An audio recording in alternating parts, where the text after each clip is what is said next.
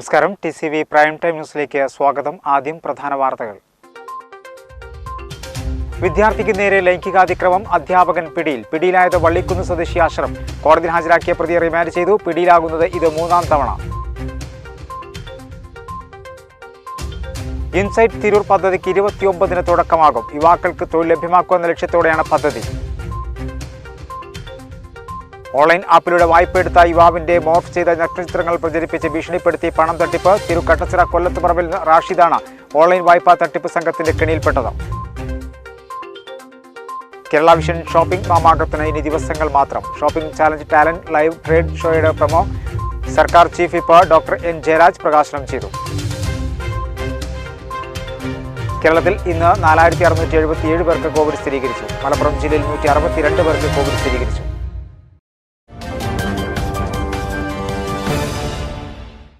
വിശദമായ വാർത്തകളിലേക്ക്. വിദ്യാർത്ഥിക്ക് നേരെ ലൈംഗികാതിക്രമം നടത്തിയ അധ്യാപകൻ അറസ്റ്റിൽ. വള്ളിക്കുന്ന് സ്വദേശി പുളിക്കത്തോടിത്താഴം അഷ്റഫാണ് താനൂർ പോലീസിന്റെ പിടിയിലായത്. നേരത്തെ 50ഓളം വിദ്യാർത്ഥികളെ ലൈംഗികാതിക്രമം നടത്തിയ കേസിൽ പ്രതിയാണ്. 3ാം തവണയാണ് ഇയാൾ പിടിയിലാവുന്നത്. കോടതിയിൽ ഹാജരാക്കിയ പ്രതിയെ റിമാൻഡ് ചെയ്തു.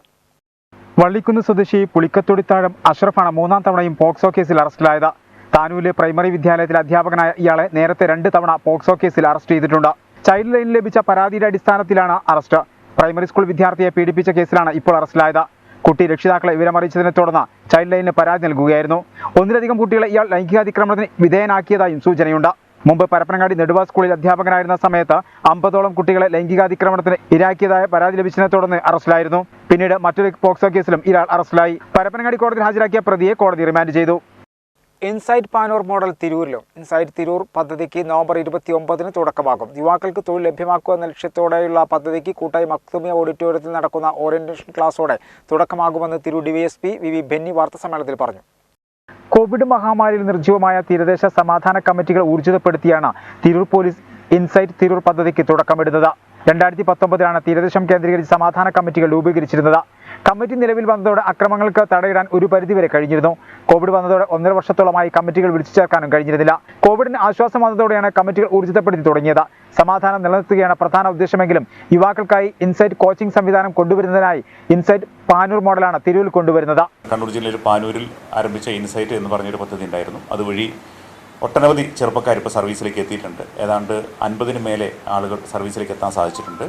അതേ പേരിൽ തന്നെയാണ് ഇൻസൈറ്റ് തിരൂർ എന്നോട് ചേർത്ത് ഇൻസൈറ്റ് തിരൂർ എന്ന പദ്ധതിയാണ് ആരംഭിക്കാൻ പോകുന്നത്. ആ പദ്ധതി ഉദ്ദേശിക്കുന്നത് നമ്മുടെ ചെറുപ്പക്കാരെ സംബന്ധിച്ച് 10ാം ക്ലാസ്സും +2 പാസ്സായിരിക്കുന്ന ചെറുപ്പക്കാർ അതിനുശേഷം എന്താകുന്നു എന്നതിനെപ്പറ്റി, എങ്ങോട്ട് പോകണമെന്നതിനെപ്പറ്റി കൃത്യമായിട്ടൊരു മാർഗരേഖ അല്ലെങ്കിൽ ഒരു ഗൈഡൻസ് അവർ കിട്ടുന്നുണ്ടായിരുന്നില്ല. അപ്പോൾ അങ്ങനെ പലരും നല്ല രീതിയിൽ പഠിച്ചു വരുന്ന ആൾക്കാർ അതിനുശേഷം തുടർന്ന് പഠിക്കുന്നതിനോ അല്ലെങ്കിൽ നല്ല ജോലികളിലേക്ക് പോകുന്നതിനോ അവർക്കൊരു സാഹചര്യം ഇല്ലാത്ത ഒരവസ്ഥ ഉണ്ടായിരുന്നു. അത് മാറ്റിയെടുക്കുക എന്നുള്ള ഒരു ലക്ഷ്യം, അതിലേക്കാണ് അവരെ ഉൾക്കൊള്ളിച്ചുകൊണ്ട് അവർക്ക് വേണ്ടി ഒരു ക്ലാസ് സംഘടിപ്പിക്കുന്നു. PSC മുതലുള്ള PSCയിലും രജിസ്റ്റർ ചെയ്തിട്ടാത്ത ആൾക്കാരെ രജിസ്റ്റർ ചെയ്യാനും പരീക്ഷകൾക്ക് പ്രാപ്തരാക്കാനുള്ള ക്ലാസ്സുകൾ കൊടുക്കുന്നതോടൊപ്പം പ്രധാനമായും നമുക്ക് ഉദ്ദേശിക്കുന്നത് മറ്റു ഫോഴ്സുകളിലേക്ക്, ആർമി അതുപോലെ തന്നെ പാരാമിലിറ്ററി ഫോഴ്സുകളായിട്ടുള്ള BSF, CRPF, CESF അങ്ങനെയുള്ള ഫോഴ്സുകളിലേക്കും പിന്നെ പോലീസിലേക്കുള്ള, അതുപോലെ പോലീസ്, എക്സൈസ്, കേരളത്തിലേക്ക് വരുന്ന ജോലിക്കുള്ള അവസരങ്ങൾക്കുമുള്ള ഫിസിക്കൽ ട്രെയിനിങ്ങും അതുപോലുള്ള ഇൻഡോർ ക്ലാസ്സുകളും കൊടുക്കുക എന്നുള്ളതാണ് ഉദ്ദേശിക്കുന്നത്. നവംബർ 29-ന് വൈകിട്ട് കൂട്ടായി മക്തുമിയ ഓഡിറ്റോറിയത്തിൽ ആരംഭിക്കുന്ന ഓറിയന്റേഷൻ ക്ലാസോടെ പദ്ധതിക്ക് തുടക്കമാകും. ജില്ലാ പോലീസ് മേധാവി സുജിത് ദാസ് ചടങ്ങിൽ സംബന്ധിക്കും. ഉദ്ഘാടനമായിട്ട് ചടങ്ങായിട്ടല്ല, ഉദ്ഘാടന ചടങ്ങ് എന്നുള്ളതല്ല, ഒരു ക്ലാസ്സോട് കൂടിയാണ് ഈ പ്രോജക്റ്റ് ആരംഭിക്കുന്നത്. ഒരു ഓറിയന്റേഷൻ ക്ലാസ്സാണ്. ഓറിയന്റേഷൻ ക്ലാസ് നടത്താൻ ഉദ്ദേശിക്കുന്നത് ഈ വരുന്ന 29-ാം തീയതി തിങ്കളാഴ്ച വൈകിട്ട് 4 മണിക്ക് മഖ്ദൂമിയ ഓഡിറ്റോറിയത്തിൽ, കൂട്ടായി മഖ്ദൂമിയ ഓഡിറ്റോറിയത്തിൽ വെച്ച് നടത്തുകയാണ്. അത് ഉദ്ഘാടനം ചെയ്ത്, ആ പ്രോഗ്രാം ഉദ്ഘാടനം ചെയ്യുക ജില്ലാ പോലീസ് മേധാവിയായിരിക്കും. അദ്ദേഹം വരാമെന്ന് നേരിട്ടുണ്ട്. അത് 4 മണിക്കാണ് പ്രോഗ്രാം ഫിക്സ് ചെയ്തിരിക്കുന്നത്. രജിസ്ട്രേഷനുള്ള കുട്ടികൾക്ക് 3 മണി മുതൽ രജിസ്ട്രേഷൻ അവിടെ നിന്ന് രജിസ്ട്രേഷൻ നടത്തി ഹാളിൽ പ്രവേശിക്കാവുന്നതാണ്.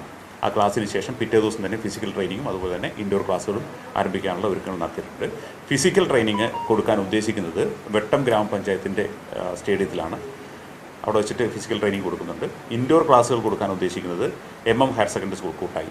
DSP VV Benny, Tirur block panchayat പ്രസിഡന്റും സംഘാടക സമിതി ചെയർമാനുമായ doctor U Zainuddin, Koottayi Basheer, M Abdullakutty, Thajuddin master, Kamar master, CI MJ Jijo, SI PD Joseph എന്നിവർ വാർത്താ സമ്മേളനത്തിൽ പങ്കെടുത്തു. എല്ലാ അർത്ഥത്തിലുമുള്ള ഒരു പ്രോഗ്രാം, അതായത് ചെറുപ്പക്കാർക്ക് ജോലി ലഭിക്കുക, അതേപോലെ തന്നെ ഇപ്പോൾ വളർന്നു വരുന്ന മയക്കുമരുന്ന് ഉപഭോഗം നമ്മുടെ ചെറുപ്പക്കാരുടെ ഇടയിൽ വളരെ വളരെ കൂടിക്കൊണ്ടിരിക്കുകയാണ്. അപ്പോൾ അത് തടയുന്നതിന് വേണ്ടി വാർഡ് തലത്തിൽ വരെ കർമ്മസമിതികൾ രൂപീകരിക്കുക. അതേപോലെ തന്നെയാണ് മത്സ്യത്തൊഴിലാളികളുടെ സുരക്ഷയുമായി ബന്ധപ്പെട്ട് കടലിൽ പോകുമ്പോൾ സ്വാഭാവികമായിട്ടും അപ്രതീക്ഷിതമായ മരണങ്ങളൊക്കെ സംഭവിക്കുന്നു. അത് ഒഴിവാക്കുന്നതിന് വേണ്ടി എന്തൊക്കെ ചെയ്യാൻ കഴിയും, അങ്ങനെ ബൃഹത്തായ രൂപത്തിലുള്ള പദ്ധതികളാണ് ഈ ഡിവൈഎസ്പിയുടെ നേതൃത്വത്തിൽ ഇപ്പോൾ ഇവിടെ നമ്മൾ ആലോചിച്ച് വന്നിട്ടുള്ളത്. തമിഴ്നാട്ടിൽ പച്ചക്കറി വില ഉയർന്നതിന്റെ മറവിൽ ഇരട്ടിയിലധികം ലാഭം കൊയ്ത് ഇടനിലക്കാർ. തമിഴ്നാട്ടിലെ പച്ചക്കറി വിലയുടെ ഇരട്ടിയിലധികമാണ് അതിർത്തി കടന്നാൽ വാങ്ങുന്നത്. പച്ചക്കറി ലേലത്തിൽ 1 കിലോ തക്കാളിക്ക് കർഷകർക്ക് ലഭിച്ചത് ശരാശരി 65 രൂപയാണെങ്കിൽ 45 കിലോമീറ്റർ ഇപ്പുറത്ത് കേരളത്തിൽ ഇതേ തക്കാളിക്ക് 120 രൂപയുമാണ്. തമിഴ്നാട്ടിൽ പച്ചക്കറി വില ഉയർന്നതിന്റെ മറവിൽ ഇരട്ടിയിലധികം ലാഭം കൊയ്ത ഇടനിലക്കാരാണെന്ന ആരോപണമുണ്ട്. തമിഴ്നാട്ടിലെ പച്ചക്കറി വിലയുടെ ഇരട്ടിയിലധികമാണ് അതിർത്തി കടന്നാൽ വാങ്ങുന്നത്. തെക്കൻ കേരളത്തിലേക്ക് പച്ചക്കറികളെത്തുന്ന തെക്കൻ തമിഴ്നാട്ടിലെ പ്രധാന പച്ചക്കറി വിപണിയാണ് കാവൽക്കിണർ ഉളവർ ചന്ത. ഇവിടെ ബുധനാഴ്ച വൈകിട്ട് നടന്ന പച്ചക്കറി ലേലത്തിൽ 1 കിലോ തക്കാളിക്ക് കർഷകർക്ക് ലഭിച്ചത് ശരാശരി 65 രൂപയായിരുന്നു. 45 കിലോമീറ്റർ ഇപ്പുറത്ത് കേരളത്തിൽ ഇതേ തക്കാളിക്ക് 120 രൂപയും ആയി. മഴയെ തുടർന്ന് തമിഴ്നാട്ടിൽ പച്ചക്കറി വില നേരിയ തോതിൽ വർദ്ധിച്ചതിന്റെ മറവിലാണ് ഈ കൊള്ള. തിരുനെൽവേലിയിലെ പ്രമുഖ പച്ചക്കറി മൊത്തവിതരണ ചന്തയായ നൈനാർകുളത്ത് കഴിഞ്ഞ ദിവസം തക്കാളി വില 55 രൂപയായിരുന്നു. തമിഴ്നാട്ടിലെ വിപണികളിൽ പച്ചക്കറികൾക്ക് നേരിയ വില വർധനവ് മാത്രമാണ് ഉണ്ടായിട്ടുള്ളത്. സംസ്ഥാനത്ത് 60 രൂപയ്ക്ക് വിൽക്കുന്ന വെണ്ടയ്ക്ക ബുധനാഴ്ച കാവൽക്കിണർ ചന്തയിൽ വിറ്റഴിച്ചത് കിലോയ്ക്ക് 25 രൂപയ്ക്കാണ്. മഴക്കാലത്തിന് മുമ്പ് 6 രൂപയായിരുന്നു വെണ്ടയ്ക്കയുടെ മൊത്ത വില. ഡീസൽ വില വർധനവിന്റെയും കൊടും മഴയുടെയും മറവിൽ ഇടനിലക്കാർ ഇരട്ടി വിലയ്ക്ക് സംസ്ഥാനത്ത് പച്ചക്കറികൾ എത്തിച്ച് ലാഭം കൊയ്യുകയാണ്. ഇടനിലക്കാർ വിൽക്കുന്നതിൽ നിന്നും വീണ്ടും ചെറിയ ലാഭമെടുത്ത ശേഷമാണ് ചില്ലറ വിൽപ്പനക്കാർ പച്ചക്കറി വിൽക്കുന്നത്. സ്ത്രീധനത്തിനെതിരെ പ്രതിജ്ഞയെടുത്ത വിദ്യാർത്ഥികൾ. വളവന്നൂർ അൻസാർ അറബിക് കോളേജിലെ വിദ്യാർത്ഥികളാണ് പ്രതിജ്ഞയെടുത്തത്. NSSഉം വിമൻസ് സെല്ലും സംയുക്തമായാണ് പരിപാടി സംഘടിപ്പിച്ചത്. ഡോക്ടർ അബ്ദുൽ മജീദ് മുഖ്യപ്രഭാഷണം നടത്തി. വളവന്നൂർ അൻസാർ അറബിക് കോളേജിലെ വിദ്യാർത്ഥികൾ സ്ത്രീധന വിരുദ്ധ പ്രതിജ്ഞയെടുത്തു. NSSഉം വിമൻസ് സെല്ലും സംയുക്തമായാണ് സ്ത്രീധന വിരുദ്ധ പരിപാടി സംഘടിപ്പിച്ചത്. ചടങ്ങിൽ ഡോക്ടർ MI അബ്ദുൽ മജീദ് മുഖ്യപ്രഭാഷണം നടത്തി. മതവിരുദ്ധവും മാനവിക വിരുദ്ധവുമായ സാമൂഹ്യ ദുരാചാരങ്ങൾക്കെതിരെ വിദ്യാർത്ഥികൾ പ്രതികരിക്കണമെന്ന് അദ്ദേഹം പറഞ്ഞു. സ്ത്രീധന കൊലകൾ നമ്മുടെ നാട്ടിൽ പെരുകുകയാണ്. ഇതിന് ഉത്തരവാദികളെ നിയമത്തിന് മുന്നിൽ കൊണ്ടുവരാൻ അതിശക്തമായ പ്രതിഷേധം അനിവാര്യമാണെന്നും അദ്ദേഹം പറഞ്ഞു. Professor Ibrahim, NSS program officer doctor CM Shanavas, Afsal Abdul Khader, M Abdul Rabba, doctor CM Muhammad Rafi, women's cell കോർഡിനേറ്റർമാരായ സുഹറാബി, ഷിബില നർഗീസ് എന്നിവർ പ്രസംഗിച്ചു. കുടുംബശ്രീ വിജിലൻസ് ഗ്രൂപ്പ് CDS തല ഉദ്ഘാടനവും പോസ്റ്റർ പ്രകാശനവും താനൂർ നഗരസഭയിൽ നടന്നു. നഗരസഭാ ചെയർമാൻ PP ഷംസുദ്ദീൻ ഉദ്ഘാടനം നിർവഹിച്ചു. ശിശു സൗഹൃദ പ്രാദേശിക ഇടങ്ങൾ സൃഷ്ടിക്കുക എന്ന വിവിധ ലക്ഷ്യങ്ങളോടെ പ്രവർത്തിക്കുന്ന സന്നദ്ധ പ്രവർത്തകരുടെ കൂട്ടായ്മയാണ് Kudumbashree vigilance group. Kudumbashree vigilance group CDS തല ഉദ്ഘാടനവും പോസ്റ്റർ പ്രകാശനവും താനൂർ നഗരസഭാ ചെയർമാൻ PP ഷംസുദ്ദീൻ നിർവഹിച്ചു. ശിശു സ്ത്രീ സൗഹൃദ പ്രാദേശിക ഇടങ്ങൾ സൃഷ്ടിക്കുന്നതിനും സ്ത്രീകൾക്കും കുട്ടികൾക്കുമെതിരെയുള്ള അതിക്രമങ്ങൾ തടയുന്നതിനുമായി കുടുംബശ്രീ CDSകളുടെ നേതൃത്വത്തിൽ പ്രവർത്തിക്കുന്ന സ്വയം സന്നദ്ധ പ്രവർത്തകരുടെ കൂട്ടായ്മയാണ് കുടുംബശ്രീ വിജിലൻസ് ഗ്രൂപ്പ്. പ്രാദേശികമായി പ്രതിരോധ കൂട്ടായ്മകൾ രൂപീകരിക്കപ്പെട്ടാൽ മാത്രമേ പ്രവർത്തനങ്ങളും ഫലപ്രാപ്തി പൂർണ്ണ രൂപത്തിൽ സാധ്യമാകൂ എന്ന തിരിച്ചറിവിൽ നിന്നാണ് വിജിലൻസ് ഗ്രൂപ്പ് രൂപീകരിക്കുക എന്ന ആശയത്തിൽ എത്തിച്ചേർന്നത്. കുടുംബശ്രീ പ്രവർത്തനങ്ങൾ ഏറ്റെടുത്ത് പരിചയമുള്ളവരും പ്രവർത്തനങ്ങളോട് സഹകരിക്കുന്നവരുമായ 5 മുതൽ 10 അംഗങ്ങളെ സ്ത്രീ പുരുഷ ഭേദമന്യേ ഉൾപ്പെടുത്തിയാണ് വിജിലൻസ് ഗ്രൂപ്പുകൾ രൂപീകരിച്ചിരിക്കുന്നത്. നഗരസഭാ ക്ഷേമകാര്യ standing committee chairperson KP Fathima അധ്യക്ഷയായിരുന്നു. RP ഷീബ പദ്ധതി വിശദീകരണം നടത്തി. കുടുംബശ്രീ CDS ചെയർപേഴ്സൺ ആരിഫ, നഗരസഭാ വൈസ് ചെയർപേഴ്സൺ CK സുബൈദ, വിവിധ സ്റ്റാൻഡിംഗ് കമ്മിറ്റി ചെയർമാൻമാരായ CK Basheer, Jasna Banu, Jayaprakash, Kudumbashree member secretary Muhammad Shameer, NUML city mission manager Binu TB, CDS accountant Sameer, NIML community organiser Nasiya Mol തുടങ്ങിയവർ സംസാരിച്ചു. ഒരു ഇടവേള.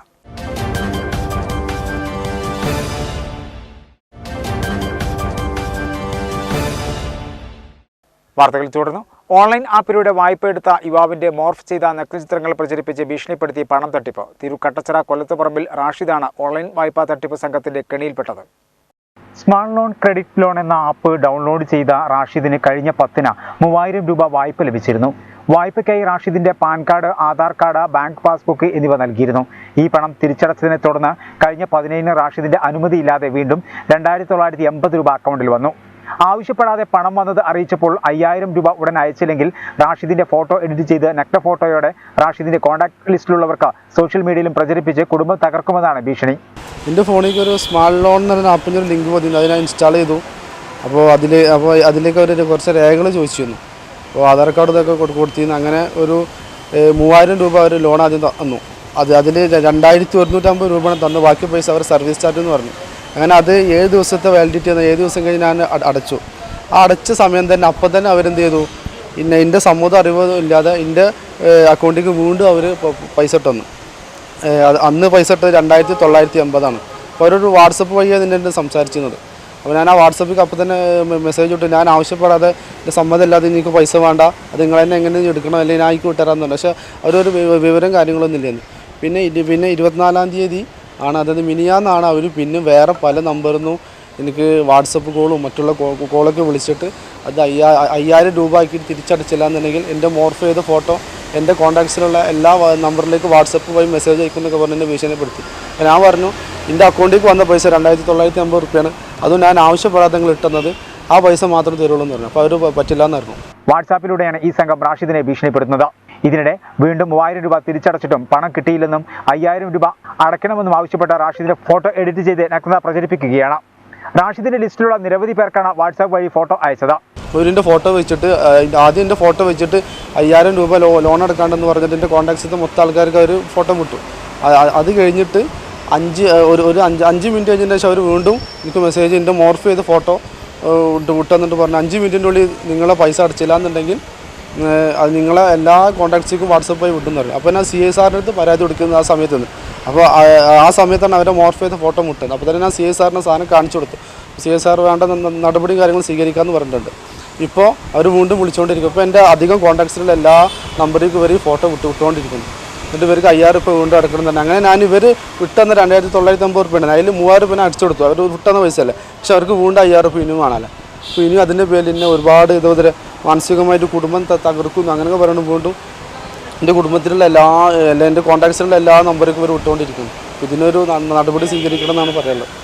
ഇവരുടെ നമ്പറിൽ വിളിച്ചാൽ കണക്ട് ചെയ്യാൻ കഴിയുന്നില്ല. ഇതേ തുടർന്നാണ് ഈ തട്ടിപ്പ് സംഘത്തിനെതിരെ കർശന നടപടിയെടുക്കണമെന്നാവശ്യപ്പെട്ട റാഷിദ് തിരൂർ പോലീസിൽ പരാതി നൽകിയത്. ഏഷ്യൻ സോഫ്റ്റ് ബേസ്ബോൾ ചാമ്പ്യൻഷിപ്പ് കേരളത്തിന്റെ കരുത്തിൽ ഇന്ത്യക്ക് കിരീടം. നേപ്പാളിലെ പൊക്കാറയിലെ രംഗശാല അന്താരാഷ്ട്ര സ്റ്റേഡിയത്തിൽ ഈ മാസം 22 മുതൽ 25 വരെയായിരുന്നു മത്സരം. ഏഷ്യൻ സോഫ്റ്റ് ബേസ്ബോൾ ഫെഡറേഷൻ കൗൺസിലിന്റെ കീഴിലായിരുന്നു ചാമ്പ്യൻഷിപ്പ്. ഇന്ത്യൻ ടീമിൽ മലപ്പുറത്ത് നിന്നാണ് ഏറ്റവും കൂടുതൽ കുട്ടികളുള്ളത്. നേപ്പാളിൽ നടന്ന ഏഷ്യൻ സോഫ്റ്റ് ബേസ്ബോൾ ചാമ്പ്യൻഷിപ്പിൽ ഇന്ത്യക്ക് കിരീടം. ഇന്ത്യൻ പുരുഷ ടീം ഫൈനലിൽ ആതിഥേയരായ നേപ്പാളിനെ വാശിയേറിയ പോരാട്ടത്തിൽ 35-20 തോൽപ്പിച്ചാണ് ഇന്ത്യൻ ടീം കിരീടമണിഞ്ഞത്. ഇന്ത്യൻ വനിതാ ടീം ഭൂട്ടാനെ 25-15 തകർത്തു.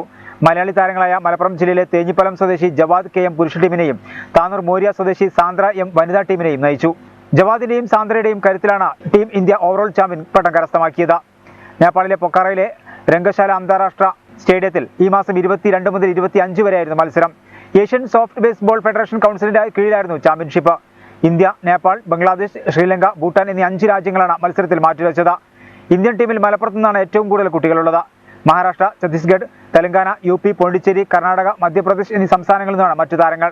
സോഫ്റ്റ് ബോളിന്റെയും ബേസ്ബോളിന്റെയും മിക്സഡ് രൂപമാണ് പുതിയ കായിക ഇനമായ സോഫ്റ്റ് ബേസ്ബോൾ. ഇന്ത്യൻ ടീമിൽ താനൂരിൽ നിന്ന് മാത്രം 14 പേരാണുള്ളത്. കേരള ടീമിന്റെ പരിശീലകനും താനൂർ കുന്നുപുറം സ്വദേശിയുമായ അസിസ്റ്റന്റ് പ്രൊഫസർ K. ഹംസ മാസ്റ്ററുടെ നേതൃത്വത്തിലുള്ള കുന്നുപുറം സോഫ്റ്റ് ബോൾ അക്കാദമിയിലെ പ്രതിഭകളാണ് താനൂരിൽ നിന്നുള്ള മുഴുവൻ പേരും.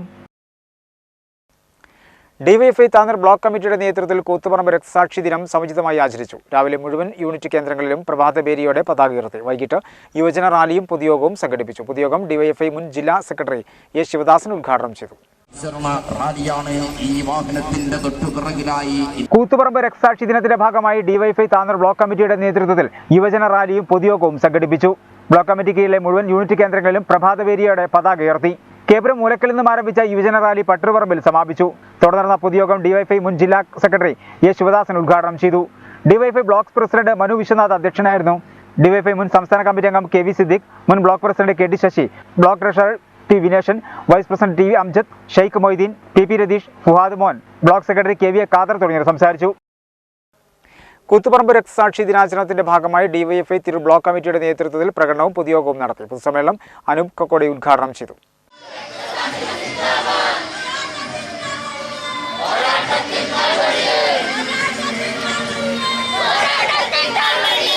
കൂത്തുപറമ്പ് രക്തസാക്ഷി ദിനാചരണത്തിന്റെ ഭാഗമായി DYFI തിരൂർ ബ്ലോക്ക് കമ്മിറ്റിയുടെ നേതൃത്വത്തിൽ പ്രകടനവും പൊതുയോഗവും സംഘടിപ്പിച്ചു.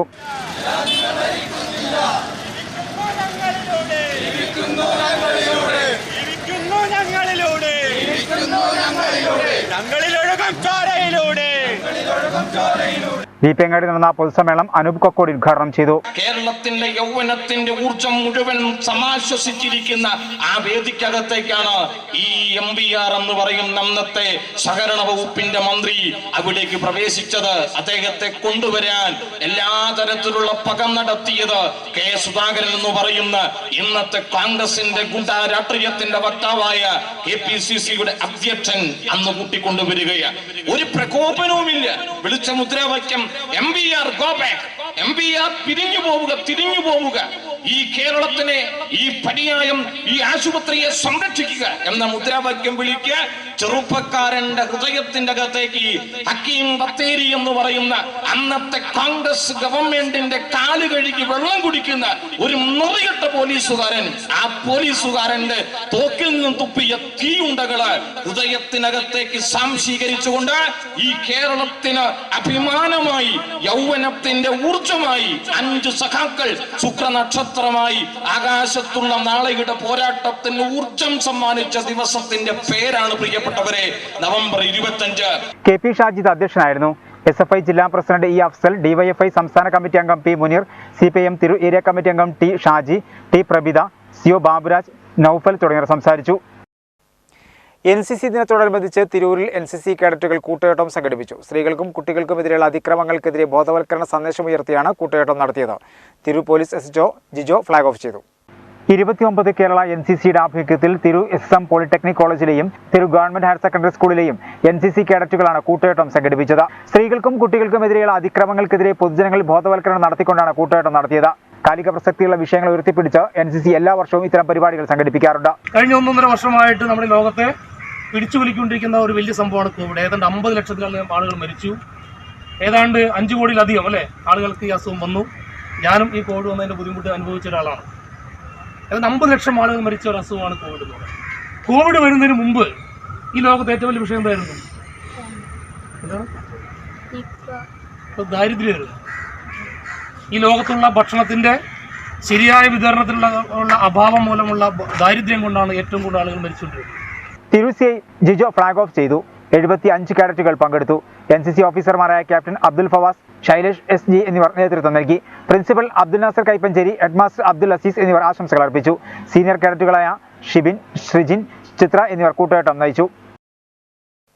ഒരു ഇടവേള.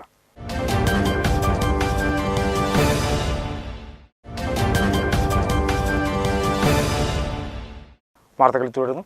കേരള വിഷൻ ഷോപ്പിംഗ് മാമാങ്കത്തിന് ഇനി ദിവസങ്ങൾ മാത്രം. Shopping challenge talent live trade ഷോയുടെ പ്രൊമോ പ്രകാശനം chief whip doctor N Jayaraj തിരുവനന്തപുരത്ത് നിർവഹിച്ചു. കേരള വിഷനും വ്യാപാരി വ്യവസായ ഏകോപന സമിതിയും സംയുക്തമായാണ് ഷോപ്പിംഗ് ചാലഞ്ച് സംഘടിപ്പിക്കുന്നത്. ഡിസംബർ 1 മുതൽ കേരള വിഷൻ സാറ്റലൈറ്റ് ചാനലിലും രാജ് മ്യൂസിക്കലിലും തത്സമയമാണ് ഷോ നടക്കുക. കേരള വിഷനും കേരള വ്യാപാരി വ്യവസായി ഏകോപന സമിതിയും അറിവിനൊപ്പം അതിജീവനമാണ് shopping challenge talent live trade ഷോയുടെ പ്രത്യേകത. കോവിഡ് പ്രതിസന്ധിയിൽ ഉലഞ്ഞ വ്യാപാര മേഖലയ്ക്ക് ഉണർവ് പകരുകയാണ് ലക്ഷ്യം. കേരള വിഷനും വ്യാപാരി വ്യവസായി ഏകോപന സമിതിയുമാണ് നാട് നന്നാകുമ്പോൾ പ്രേക്ഷകനുള്ള നേട്ടവും നൽകുന്ന ഷോപ്പിംഗ് ചലഞ്ചിന്റെ സംഘാടകർ. ഷോപ്പിംഗ് ചലഞ്ചിന്റെ പ്രമോ പ്രകാശനം chief whip doctor N Jayaraj തിരുവനന്തപുരത്ത് നിർവഹിച്ചു. ദൃശ്യ മാധ്യമ ചരിത്രത്തിൽ ആദ്യമായി COA തിരുവനന്തപുരം ജില്ലാ സെക്രട്ടറി ബിജുകുമാർ KB ചടങ്ങിൽ പങ്കെടുത്തു. പ്രതിസന്ധിയിലൂടെ കടന്നു പോകുന്ന വ്യാപാര മേഖലയ്ക്ക് വലിയ പ്രതീക്ഷ പകർന്നതാണ് ഷോപ്പിംഗ് ചലഞ്ച് എന്ന് N ജയരാജ് പറഞ്ഞു. കേരളത്തിലെ കേബിൾ TV ഓപ്പറേറ്റേഴ്സ് അസോസിയേഷൻ ഏകദേശം 39 ലക്ഷത്തോളം വരിക്കാരുള്ള ഏറ്റവും ബൃഹത്തായ ഈ ഒരു ശൃംഖല കേരളത്തിലെ വ്യാപാര സമൂഹത്തിനെ സഹായിക്കാനും അതോടൊപ്പം തന്നെ അവരുടെ സാമൂഹിക പ്രതിബദ്ധതയുടെ ഭാഗമായി ഷോപ്പിംഗ് ചലഞ്ച് സംഘടിപ്പിക്കുക. കേബിൾ TV ഓപ്പറേറ്റേഴ്സ് അസോസിയേഷൻ്റെ സാമൂഹിക പ്രതിബദ്ധതയുടെ പ്രവർത്തനത്തിന് എല്ലാവിധ ആശംസകൾ അർപ്പിക്കുന്നു. നമ്മുടെ വ്യാപാര മേഖലയ്ക്ക് ഉണർവ് നൽകാനും അതോടൊപ്പം തന്നെ പ്രാദേശികമായി ഏറെ കസ്റ്റമേഴ്സിനെ വ്യാപാര സമൂഹത്തിലേക്കും നമ്മുടെ വ്യാപാരികളുടെ ഇടയിലേക്കും ആകർഷിക്കാനും നമ്മുടെ വ്യാപാര മേഖലയ്ക്ക് നല്ലൊരു ഉത്തേജനം നൽകാനും ഈ പദ്ധതിക്ക് കഴിയട്ടെ എന്നുള്ള വളരെ ആത്മാർത്ഥമായ ആശംസ ഞാൻ ഈ സന്ദർഭത്തിൽ അറിയിക്കുകയാണ്. മൊബൈൽ ആപ്പിലൂടെ വീട്ടിലിരുന്ന് കളിക്കാവുന്ന തത്സമയ റിയാലിറ്റി ഷോയിൽ പ്രമുഖ അവതാരക രഞ്ജിനി ഹരിദാസിന്റെ ചോദ്യങ്ങൾക്ക് ലൈവായി ആപ്പിലൂടെ മറുപടി നൽകിയാണ് പോയിന്റ് കരസ്ഥമാക്കേണ്ടത്. ഇത് വെറും കളിയല്ല, മത്സരക്കളിയിൽ ചേരൂ, സമ്മാനങ്ങൾ നേടൂ. ജനങ്ങളാണ് എല്ലാ അർത്ഥത്തിലും വിധികർത്താക്കൾ. മത്സരത്തിൽ ലഭിക്കുന്ന പോയിന്റുമായി വ്യാപാര സ്ഥാപനങ്ങൾ എത്തുന്നവർക്ക് വമ്പിച്ച ഷോപ്പിംഗിന് അവസരവുമുണ്ട്. ഡിസംബർ 1 മുതൽ കേരള വിഷൻ സാറ്റലൈറ്റ് ചാനലിലും രാജ് മ്യൂസിക്കിലും തത്സമയമാണ് ഷോ നടക്കുക. ഭരണഘടനാ ദിനാചരണത്തിന്റെ ഭാഗമായി കേരള സ്റ്റേറ്റ് ലൈബ്രറി കൗൺസിൽ വികസന സമിതി വെട്ടം ജനതാ വായനശാല വള്ളിക്കാഞ്ചിറം സംയുക്തമായി ഭരണഘടനാ കാവലും കരുതലും സെമിനാർ സംഘടിപ്പിച്ചു. നിറവൂർ ഗ്രാമപഞ്ചായത്ത് പ്രസിഡന്റ് പി ഇസ്മായിൽ ഉദ്ഘാടനം ചെയ്തു. ഭരണഘടനാ ദിനാചരണത്തിന്റെ ഭാഗമായി Kerala state library council Niravoor panchayat വികസന സമിതി വെട്ടം ജനതാ വായനശാല വള്ളിക്കാഞ്ചിറം സംയുക്തമായി ഭരണഘടനാ കാവലും കരുതലും സെമിനാർ സംഘടിപ്പിച്ചു. ഗ്രാമപഞ്ചായത്ത് പ്രസിഡന്റ് പി ഇസ്മായിൽ ഉദ്ഘാടനം ചെയ്തു. കാർത്തികേയൻ കല്ലേരി അധ്യക്ഷനായിരുന്നു. അഡ്വക്കേറ്റ് രാജേഷ് പുതുകാട് പ്രഭാഷണം നടത്തി. ഓൾ ഇന്ത്യ മെഡിക്കൽ എൻട്രൻസ് പരീക്ഷയിൽ റാങ്ക് നേടിയ ഫാത്തിമ ഷേനയെ ചടങ്ങിൽ ഉപഹാരം നൽകി ആദരിച്ചു. ഷാജി കല്ലേരി, ഗ്രാമപഞ്ചായത്ത് അംഗങ്ങളായ Khadeeja Siddique, Suhara Razak, Niravoor GMB school headmaster PP Sadiq, KVT Abdul Samad, Jayakrishnan master, Ramla Madambadi തുടങ്ങിയവർ സംസാരിച്ചു. ഈ വർഷത്തെ സാഹിത്യപ്രഭ പുരസ്കാര ഫെലോഷിപ്പ് അധ്യാപികയായ യുവ കവിയത്രിക്ക് അധ്യാപികയായ ജിഷ എഴുതിയ നിരാശ എന്ന കവിതയാണ് പുരസ്കാരത്തിന് അർഹമായത്. Tirur boys higher secondary school English അധ്യാപികയാണ് ജിഷ. വളർന്നുവരുന്ന എഴുത്തുകാരെ പ്രോത്സാഹിപ്പിക്കുന്നതിനായി നൽകിവരുന്ന സാഹിത്യപ്രഭ പുരസ്കാരം ഫെലോഷിപ്പിനാണ് തിരൂർ ബോയ്സ് ഹയർ സെക്കൻഡറി സ്കൂളിലെ അധ്യാപികയായ ജിഷയ്ക്ക് അർഹയായത്. 2020-21 വർഷത്തെ സാഹിത്യപ്രഭ പുരസ്കാരം ഫെലോഷിപ്പ് അധ്യാപികയും യുവ കവിത്രിയുമായ ജിഷയ്ക്ക് ലഭിച്ചു. ജിഷ എഴുതിയ നിരാശ എന്ന കവിതയാണ് ഫെലോഷിപ്പിന് അർഹമായത്. ആനുകാലികങ്ങളും സാമൂഹ്യ മാധ്യമങ്ങളിലും സജീവമായി എഴുതുന്ന ആളാണ് ജിഷ. സാഹിത്യപ്രഭ പുരസ്കാരത്തോടനുബന്ധിച്ച് ഒരു ഫെലോഷിപ്പ് ഞാൻ എഴുതിയ നിരാശ എന്ന കവിതയ്ക്ക് ലഭിച്ചിട്ടുണ്ട്. Government Tirur higher secondary school Tirur government boys higher secondary സ്കൂളിലെ ഇംഗ്ലീഷ് അധ്യാപികയാണ് ഞാൻ. തിരൂർ ബോയ്സ് ഹയർ സെക്കൻഡറി സ്കൂളിലെ ഇംഗ്ലീഷ് അധ്യാപികയാണ് ജിഷ. 2 കവിതാ സമാഹാരങ്ങൾ ഇതിനകം ജിഷയുടേതായി പുറത്തിറങ്ങിയിട്ടുണ്ട്. പാസഞ്ചറിലെ പെൺമണം, തുമ്പികളുടെ ശ്മശാനം എന്നിവയാണ് കവിതാ സമാഹാരങ്ങൾ. പാസഞ്ചറിലെ പെൺമണം 2020 ഒലീവ് ബുക്സും തുമ്പികളുടെ ശ്മശാനം 2021 പൂർണ്ണ പബ്ലിക്കേഷൻസുമാണ് പ്രസിദ്ധീകരിച്ചത്. ഷീ വുമൺ എന്ന ഇംഗ്ലീഷ് നോവൽ പരിഭാഷയും ഏകാന്തയുടെ സാമ്രാജ്യം എന്ന മലയാളം കവിതാ പരിഭാഷയും ജിഷയുടെ കൃതികളാണ്. 3 വർഷമായി കവിതാ എഴുത്തിൽ സജീവമാണ് ജിഷ. സ്കൂൾ കാലഘട്ടത്തിൽ എഴുത്തിന്റെ വഴിയിൽ എത്താതിരുന്ന ജിഷ നീണ്ട യാത്രകളിലൂടെയാണ് എഴുത്തിന്റെ വഴി കണ്ടെത്തിയത്. മറ്റ് പുരസ്കാരങ്ങൾ ഒന്നും തന്നെ ലഭിച്ചിട്ടില്ല. വടകര സ്വദേശിനിയാണ്. കേളപ്പൻ പ്രേമലത ദമ്പതികളുടെ മകളാണ്. സതീശൻ ഭർത്താവും ദീപ്ത, ദേവാംഗന എന്നിവർ മക്കളുമാണ്.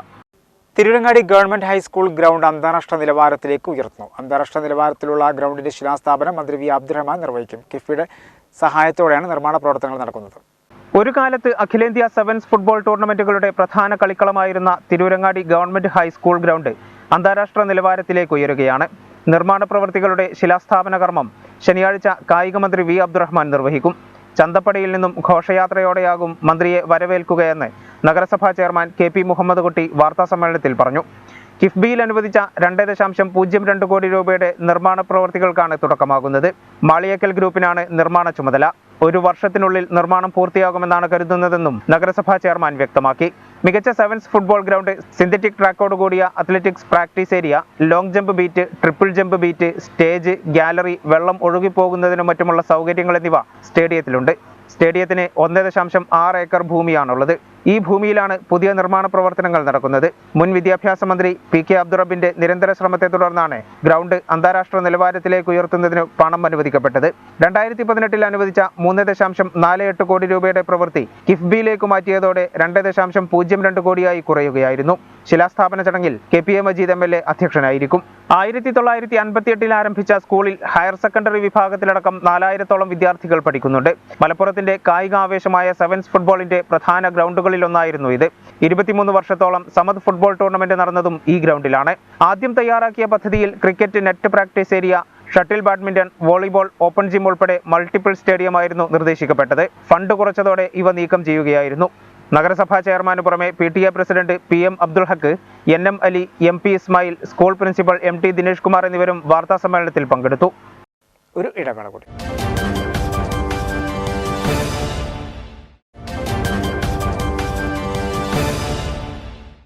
വാർത്തകൾ തുടർന്നു.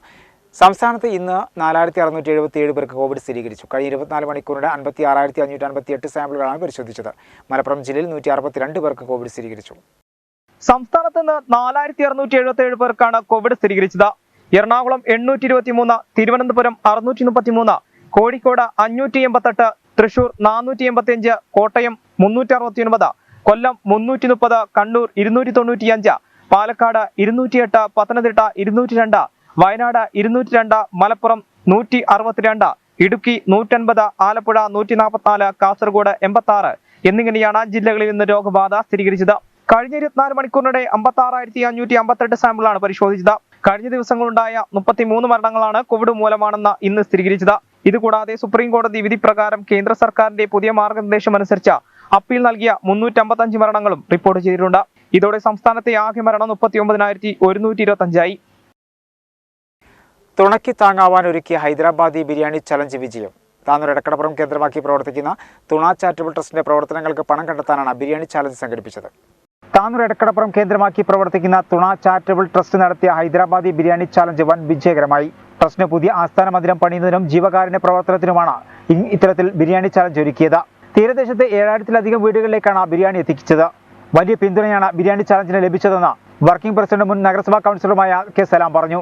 ബിരിയാണി വീടുകളിൽ എത്തിക്കുന്നതിനുള്ള എല്ലാ ഉത്തരവാദിത്വവും വൈറ്റ് കാർഡ് അംഗങ്ങളാണ് ഏറ്റെടുത്തത്. തുണ ചാരിറ്റബിൾ ട്രസ്റ്റിൻ്റെ എല്ലാവിധ പാക്കിങ്ങും അതിന് വേണ്ടിയുള്ള എല്ലാവിധ സൗകര്യങ്ങളും ചെയ്തു കൊടുക്കുന്നത് താനൂർ മണ്ഡലം വൈറ്റ് കാർഡ് ആണ് ഏറ്റെടുത്തിരിക്കുന്നത്. ഇതിൻ്റെ എല്ലാ കാര്യങ്ങളും ഏറ്റെടുത്തിരിക്കുന്നത് താനൂർ മണ്ഡലം വൈറ്റ് കാർഡാണ്. എല്ലാ വീട്ടിലും എത്തിച്ചു കൊടുക്കുന്നതും വൈറ്റ് കാർഡിൻ്റെ കീഴിൽ തന്നെയാണ്. പുറത്തൂർ പഞ്ചായത്തിന്റെ കുടുംബശ്രീ ജനകീയ ഹോട്ടൽ പ്രവർത്തനം തുടങ്ങി. പടിഞ്ഞാറക്കരയിലാണ് ഹോട്ടൽ പ്രവർത്തനം ആരംഭിച്ചിരിക്കുന്നത്. പഞ്ചായത്ത് പ്രസിഡന്റ് സി ശ്രീനിവാസൻ ഉദ്ഘാടനം നിർവഹിച്ചു. പുറത്തൂർ പഞ്ചായത്തിലെ 1-ാം വാർഡായ പടിഞ്ഞാറക്കര പണ്ടായിലാണ് ജനകീയ ഹോട്ടൽ ആരംഭിച്ചത്. പുറത്തൂർ ഗ്രാമപഞ്ചായത്തും പഞ്ചായത്തിലെ കുടുംബശ്രീയുമാണ് ഹോട്ടൽ നടത്തിപ്പുകാർ. പടിഞ്ഞാറക്കര ആനപ്പടിയിൽ പുറത്തൂർ ഗ്രാമപഞ്ചായത്ത് പ്രസിഡന്റ് സി ശ്രീനിവാസൻ ഉദ്ഘാടനം ചെയ്തു. വൈസ് പ്രസിഡന്റ് സുഹറ ആസിഫ് അധ്യക്ഷയായിരുന്നു. പഞ്ചായത്തിലെ 2ാമത്തെ ജനകീയ ഹോട്ടലാണ് പാണ്ടായി ആനപ്പടി ആരംഭിച്ചിട്ടുള്ളത്. 20 രൂപയ്ക്ക് ലഭിക്കുന്ന ഊണാണ് ഹോട്ടലിന്റെ മുഖമുദ്ര. വിശപ്പുരഹിത കേരളം പദ്ധതിയിൽ ഉൾപ്പെടുത്തി 1-ാം പിണറായി സർക്കാരിന്റെ കാലത്താണ് ജനകീയ ഹോട്ടലുകൾ പ്രവർത്തനം ആരംഭിച്ചത്. ജനകീയമായതോടെ കേരളത്തിൽ അങ്ങോളം ഇങ്ങോളം ജനകീയ ഹോട്ടലുകൾ ആരംഭിച്ചിട്ടുണ്ട്. മധുരം തുളുമ്പുന്ന വരികളാൽ പാട്ടിന്റെ പാലാഴി തീർത്ത ബിച്ചു തിരുമല വിടവാങ്ങി. ഹൃദയാഘാതത്തെ തുടർന്ന് തിരുവനന്തപുരത്തെ സ്വകാര്യ ആശുപത്രിയിലായിരുന്നു അന്ത്യം. 80 വയസ്സായിരുന്നു. 400-ലേറെ സിനിമകളിലായി 1000-ലധികം ഗാനങ്ങൾ എഴുതിയിട്ടുണ്ട്. ഒരു കാലത്ത് മലയാളികളുടെ കാതിനെ പുളകമണിയിച്ചിരുന്ന ഈ കൂട്ടുകെട്ടിൽ പിറന്നു വീണതൊക്കെയും ഹിറ്റുകളായിരുന്നു. ഹിറ്റുകളുടെ തമ്പുരാനാണ് വിടവാങ്ങിയിരിക്കുന്നത്. പ്രശസ്ത കവിയും ഗാനരചയിതാവുമായ ബിച്ചു തിരുമല അന്തരിച്ചു. 80 വയസ്സായിരുന്നു. ഹൃദയാഘാതത്തെ തുടർന്ന് ചികിത്സയിലിരിക്കെ തിരുവനന്തപുരത്തെ സ്വകാര്യ ആശുപത്രിയിലായിരുന്നു അന്ത്യം. അനിതര സാധാരണമായ പദസമ്പത്ത് കൊണ്ടും തേൻ പൊഴിയുന്ന മധുര ഭാഷണങ്ങൾ കൊണ്ടും ബി ശിവശങ്കരൻ നായർ എന്ന ബിച്ചു തിരുമല മലയാളികളുടെ മനസ്സിൽ ചിരപ്രതിഷ്ഠ നേടി. ഈണമൂറുന്ന ഭാഷാപ്രയോഗം കൊണ്ട് അദ്ദേഹത്തിന്റെ ഗാനങ്ങൾ ആസ്വാദക മനസ്സിനോട് ചേർന്നു നിന്നു. 1972-ലെ ഭജഗോവിന്ദം എന്ന ചിത്രത്തിലൂടെയാണ് മലയാള സിനിമാ ലോകത്തേക്കുള്ള പ്രവേശനം. പിന്നീട് എന്നും മലയാളികളുടെ നാവിൻ തുമ്പിലുള്ള ഒരു പിടി ഗാനങ്ങൾ സമ്മാനിച്ചു. രവീന്ദ്രൻ, ജി ദേവരാജൻ, ഇളയരാജ തുടങ്ങിയ പ്രശസ്ത സംഗീത സംവിധായകർക്കൊപ്പം ചേർന്നപ്പോഴെല്ലാം മധുര ഗാനങ്ങളുടെ പ്രളയം. മികച്ച ഗാനരചയിതാവിനുള്ള സംസ്ഥാന ചലച്ചിത്ര പുരസ്കാരം 2 തവണ ബിച്ചു തിരുമലയ്ക്ക് ലഭിച്ചിട്ടുണ്ട്. 1981-ൽ തൃഷ്ണ എന്ന ചിത്രത്തിലെ ശ്രുതിയിൽ നിന്നുയരും, തേനും വയമ്പും എന്ന സിനിമയിലെ ഒറ്റക്കമ്പി നാദം മാത്രം എന്നീ ഗാനങ്ങളാണ് പുരസ്കാരത്തിന് അർഹനാക്കിയത്. 1991-ൽ കടിഞ്ഞൂൽ കല്യാണം എന്ന ചിത്രത്തിലെ ഗാനങ്ങൾക്കും പുരസ്കാരം ലഭിച്ചു. കേരള ഫിലിം ക്രിട്ടിക് അസോസിയേഷൻ, ചലച്ചിത്ര രത്നം സുകുമാർ അഴീക്കോട് തത്വമസി പുരസ്കാരം, സ്വാതി പി ഭാസ്കരൻ ഗാനസാഹിത്യ പുരസ്കാരം എന്നിവയും ലഭിച്ചിട്ടുണ്ട്. ഓസ്കാർ ജേതാവ് AR റഹ്മാൻ സംഗീത സംവിധാനം ചെയ്ത ഏക മലയാള ചിത്രമായ യോധയിലെ ഗാനങ്ങൾക്ക് വരി എഴുതിയതും ബിച്ചു തിരുമലയായിരുന്നു. 1985-ൽ പുറത്തിറങ്ങിയ സത്യം എന്ന ചിത്രത്തിനു വേണ്ടിയാണ് ആദ്യമായി സംഗീത സംവിധാനം ചെയ്തത്. 1942 ഫെബ്രുവരി 13-നായിരുന്നു ജനനം. ചേർത്തല അയ്യനാട്ട് വീട്ടിൽ പാർക്കുട്ടിയമ്മയുടെയും സിജി ഭാസ്കരൻ നായരുടെയും മൂത്ത മകനാണ്. ബി ശിവശങ്കരൻ നായർ എന്നാണ് അദ്ദേഹത്തിന്റെ യഥാർത്ഥ നാമം. അദ്ദേഹത്തിന്റെ വിളിപ്പേരായിരുന്നു ബിച്ചു. തിരുവനന്തപുരം തിരുമലയിൽ താമസം ആരംഭിച്ചതോടെയാണ് ബിച്ചു തിരുമല എന്ന പേരിൽ അറിയപ്പെടാൻ തുടങ്ങിയത്. CPIM താനൂർ ഏരിയ സമ്മേളനത്തിന് ശനിയാഴ്ച തുടക്കമാകും. പതാക, കൊടിമര, ദീപശിഖ ജാഥകൾ സമ്മേളന നഗരിയിലെത്തി. ശനിയാഴ്ച ആരംഭിക്കുന്ന പ്രതിനിധി സമ്മേളനം രാവിലെ 10-ന് CPM സംസ്ഥാന കമ്മിറ്റി അംഗം PK സൈനവ ഉദ്ഘാടനം ചെയ്യും. 23-ാം പാർട്ടി കോൺഗ്രസിന്റെ ഭാഗമായി CPIM താനൂർ ഏരിയ സമ്മേളനത്തിന് ശനിയാഴ്ച തുടക്കമാകും. കൊടിമര, ദീപശിഖ ജാഥകൾ സമ്മേളന നഗരിയിലെത്തി. താനൂരിലെ പി നാരായണി അമ്മയുടെ വീട്ടിൽ നിന്നും മകൻ സതീശൻ പതാക കൈമാറി. ഉണ്ണിയാലിലെ KP ഉമ്മറിന്റെ മകൻ റഫീഖ് കൊടിമരം കൈമാറി. വട്ടത്താണിലെ ശ്രീധരന്റെ ഭാര്യ ലളിത, താനാളൂരിലെ കാശ്മീരുടെ മകൻ കബീർ, പറമ്പിൻ മുകളിലെ ബീരാൻകുട്ടിയുടെ മകൻ ജാഫർ എന്നിവർ ദീപശിഖകൾ കൈമാറി. P ശങ്കരൻ ക്യാപ്റ്റനും M അനിൽകുമാർ വൈസ് ക്യാപ്റ്റനുമായ പതാക ജാഥ CPM ജില്ലാ കമ്മിറ്റി അംഗം VP സോമസുന്ദരൻ ഉദ്ഘാടനം ചെയ്തു. CP സേതുലവി ക്യാപ്റ്റനും P വിനേശൻ വൈസ് ക്യാപ്റ്റനുമായ കൊടിമര ജാഥ CPM ജില്ലാ കമ്മിറ്റി അംഗം A ശിവദാസൻ ഉദ്ഘാടനം ചെയ്തു.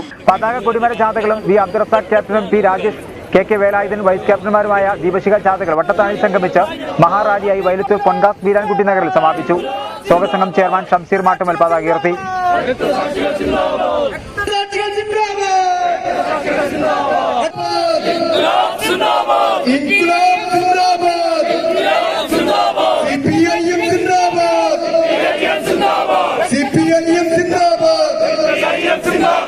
ശനിയാഴ്ച ആരംഭിക്കുന്ന പ്രതിനിധി സമ്മേളനം രാവിലെ 10-ന് CPM സംസ്ഥാന കമ്മിറ്റി അംഗം PK സൈനബ ഉദ്ഘാടനം ചെയ്യും.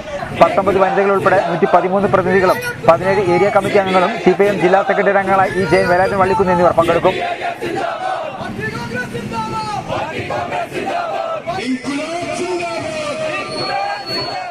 പ്രധാന വാർത്തകൾ ഒരിക്കൽ കൂടി. വിദ്യാർത്ഥിക്ക് നേരെ ലൈംഗികാതിക്രമം, അധ്യാപകൻ പിടിയിലായത് വള്ളിക്കുന്ന് സ്വദേശി അഷ്റഫ്. കോടതിയിൽ ഹാജരാക്കിയ പ്രതിയെ റിമാൻഡ് ചെയ്തു. പിടിയിലാകുന്നത് ഇത് 3ാം തവണ. ഇൻസൈറ്റ് തിരൂർ പദ്ധതിക്ക് 29-ന് തുടക്കമാകും. യുവാക്കൾക്ക് തൊഴിൽ ലഭ്യമാക്കുക എന്ന ലക്ഷ്യത്തോടെയാണ് പദ്ധതി. ഓൺലൈൻ ആപ്പിലൂടെ വായ്പയെടുത്ത യുവാവിന്റെ മോർഫ് ചെയ്ത നഗ്നചിത്രങ്ങൾ പ്രചരിപ്പിച്ച് ഭീഷണിപ്പെടുത്തി പണം തട്ടിപ്പ്. തിരുക്കട്ടച്ചിറ കൊല്ലത്തുപറമ്പിൽ റാഷിദാണ് ഓൺലൈൻ വായ്പാ തട്ടിപ്പ് സംഘത്തിന്റെ കെണിയിൽപ്പെട്ടത്. കേരള വിഷൻ ഷോപ്പിംഗ് മാമാങ്കത്തിന് ഇനി ദിവസങ്ങൾ മാത്രം. Shopping challenge talent live trade ഷോയുടെ പ്രമോ സർക്കാർ chief whip doctor N. Jayaraj പ്രകാശനം ചെയ്തു. കേരളത്തിൽ ഇന്ന് 4677 പേർക്ക് കോവിഡ് സ്ഥിരീകരിച്ചു. മലപ്പുറം ജില്ലയിൽ 162 പേർക്ക് കോവിഡ് സ്ഥിരീകരിച്ചു.